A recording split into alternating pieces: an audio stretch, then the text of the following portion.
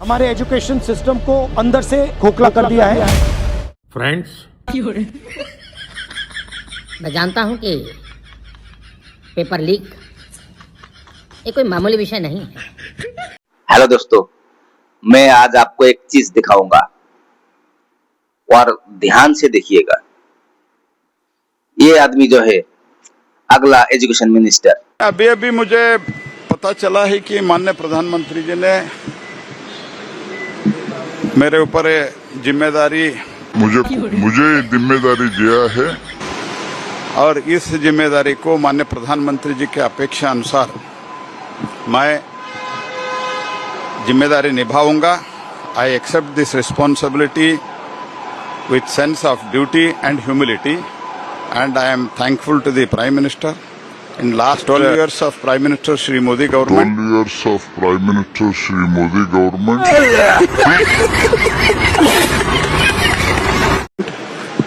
many historical achievements have been done, and even in last 4-5 years, Shri Dharmendra Pradhan also executed national new education policy.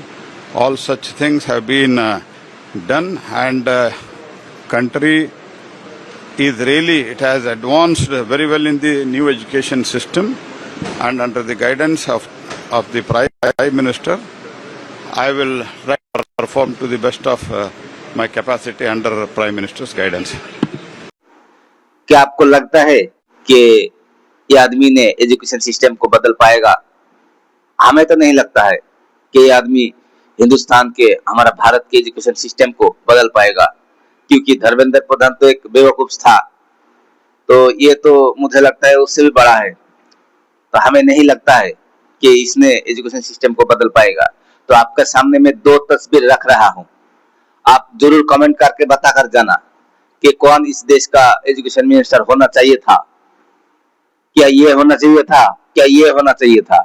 आप जरूर comment कर बता कर जाना।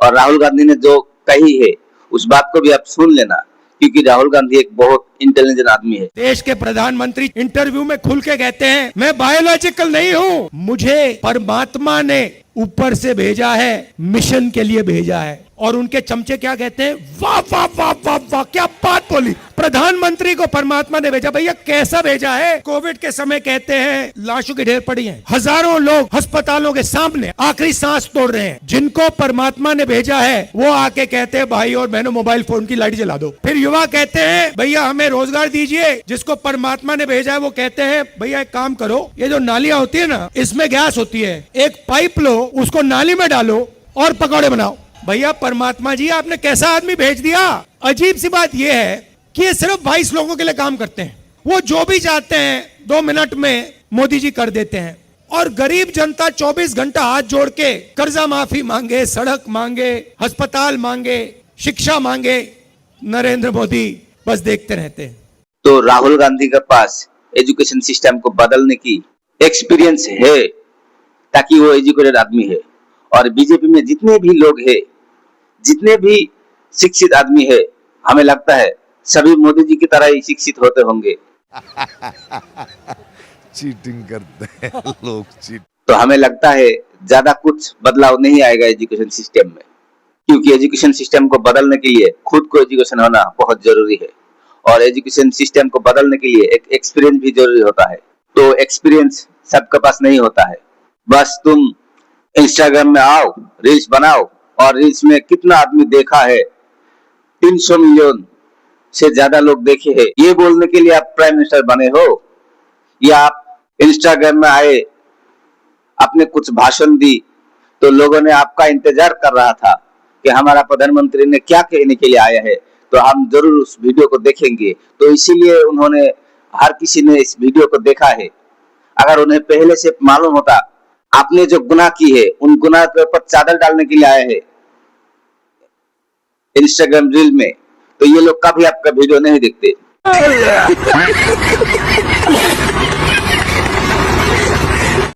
तो इस देश के जनता को लगा आपने इंस्टाग्राम रील में रात को 12 बजे आए और इस तरह वीडियो बनाए आपने, तो उन्हें लगता था पहले आपने जिस तरह रात को 12 बजे आए और बोला, भाई और बहनों आज से 500 और 1000 के नोट बंद है।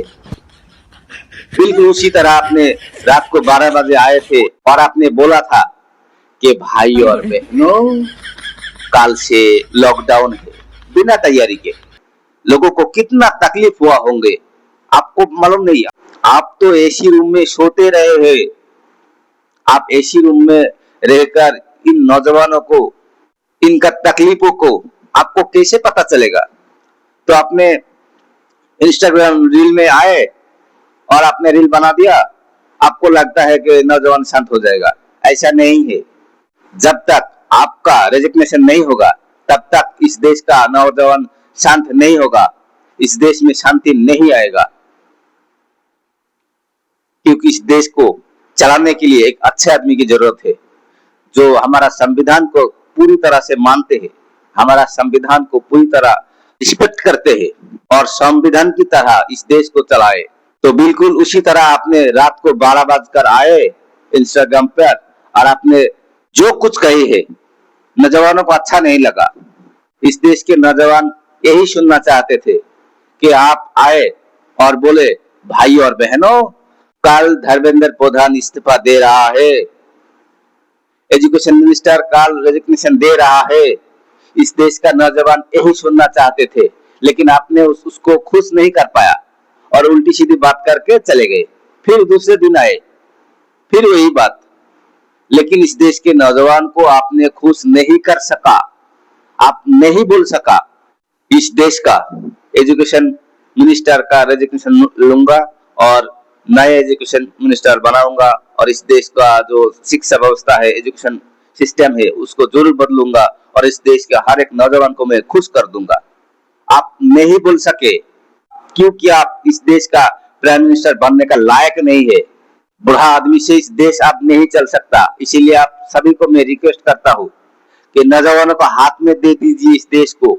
दीमक का काम आरएसएस ने किया है। हमारे एजुकेशन सिस्टम को अंदर से खोखला कर दिया है।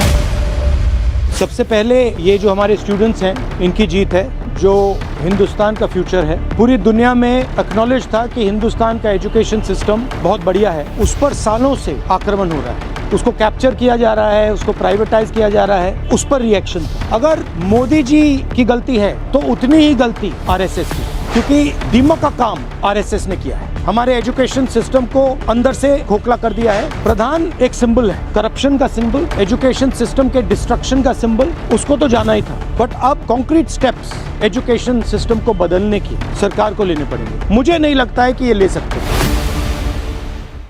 देश में खुशी भी आएगा, इस देश का एजुकेशन सिस्टम भी बदलेगा और इस देश आगे भी बढ़ेगा और इस देश ने लाल आंखें भी दिखाएगा और इस देश ने अमेरिका का प्राइम मिनिस्टर डोनाल्ड ट्रंप, उसको भी लाल आंखें दिखाएगा।